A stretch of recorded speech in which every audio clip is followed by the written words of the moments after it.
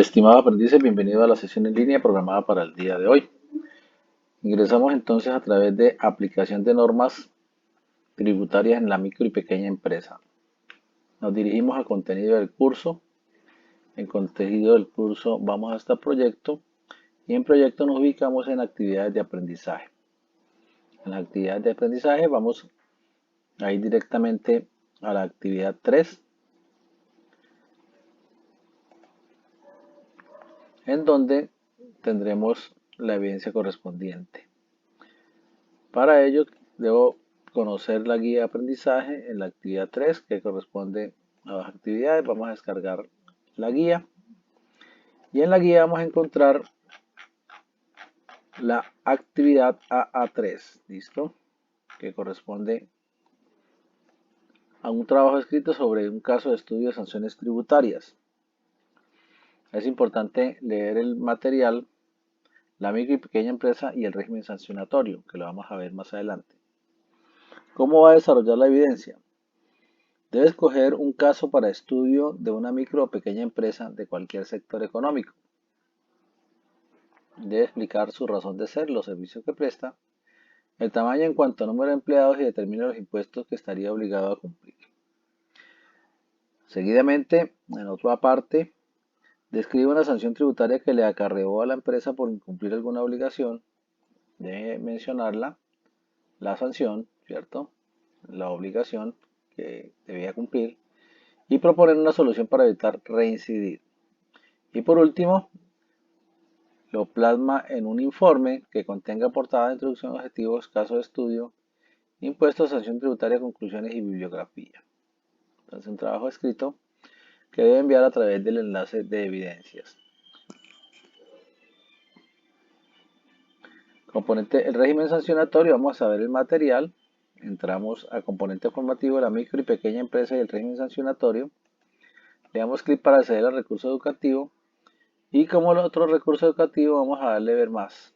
Al darle ver más, nos presenta un video. Continuar. ¿Qué régimen sancionatorio tiene las empresas, cierto?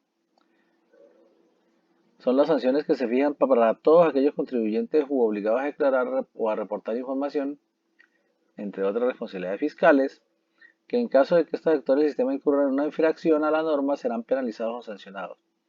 Es decir, que si la persona natural o jurídica no cumple con los compromisos adquiridos con el Estado y ante los entes departamentales o municipales, según sea el caso, se verá involucrada en causal de multa o sanción. La declaración de renta, cómo se hace un proceso de declaración de renta. El régimen sancionatorio consta de principios y sanciones tributarias. El primero es la base para aplicar las sanciones. Equidad, eficiencia, progresividad, gradualidad, progresividad, lesividad y favorabilidad. ¿Correcto? En ese orden de idea, las sanciones tributarias son las consagradas, ¿cierto?, en el estatuto tributario. Las sanciones en general pueden ser por corrección, por omisión de ingresos, por extemporaneidad, por no declarar, por inexactitud, por omisión de activos, por omisión de pasivos y otras sanciones. Hay un video correspondiente a sanciones tributarias y hay un PDF que podemos descargar sobre las principales sanciones tributarias en Colombia. Del artículo 643 del Estatuto Tributario nos las indica: sanción por no presentar la declaración, por no presentar la declaración de IVA, por no presentar la declaración de retención de la fuente, sanción por no declarar activos en el exterior, sanciones por extemporaneidad, sanción por corrección en las declaraciones, sanción por inexactitud, sanción por omisión de activos, sanción por omisión de ingresos, sanción por no facturar, sanción por no expedir certificados de retención en la fuente, sanción por los libros de contabilidad, por no enviar la información tributaria, sanción a los contadores públicos que impone la DIAN, ¿cierto? Como contador también se hace se hacen acreedores a sanciones, ¿cierto? Por irregularidades en la contabilidad, por procedimiento a seguir por la DIAN para sancionar al contador público, el artículo 661, a las sociedades de contadores y demás. Sanciones tributarias y a gerentes y representantes legales. Sanción penal a representantes legales por no pagar IVA y retención. Sanción a representantes legales en devolución y compensación improcedentes.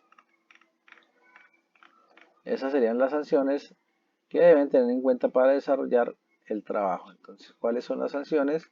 Las revisan, las leen y cualquier inquietud que tengan adicional se pueden comunicar conmigo. En ese orden de ideas, vamos entonces